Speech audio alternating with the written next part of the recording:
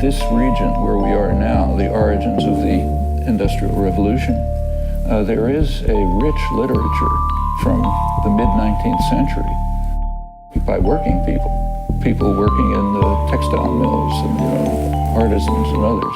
They had their own newspapers, they were running them, they were eloquent, and they had very interesting material in them.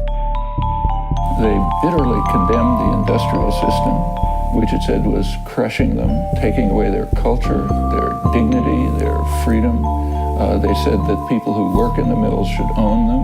They opposed wage labor as an attack on elementary integrity. And those views are very widely accepted. So, for example, Abraham Lincoln described wage labor as not very different from slavery. The only difference is with wage labor, it's not permanent. Slavery is permanent. And it's taken a lot of effort to drive these thoughts out of people's minds because those are very natural ideas. In fact, if you look back at the United States has a very violent labor history, much more so than Europe.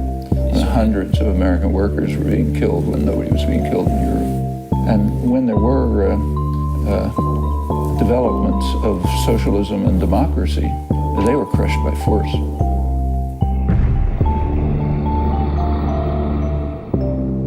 Crushed revolts and forgotten victories.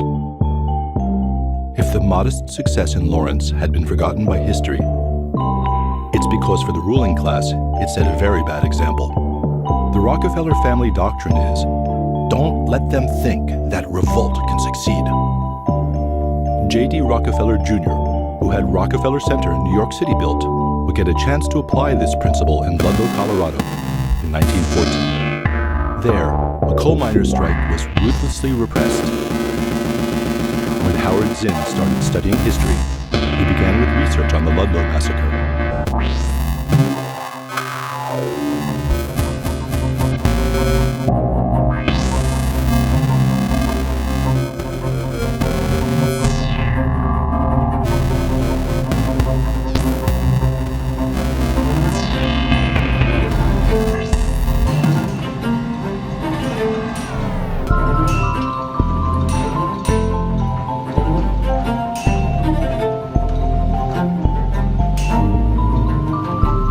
1914, Ludlow, Colorado. 11,000 coal miners worked here for J.D. Rockefeller Jr.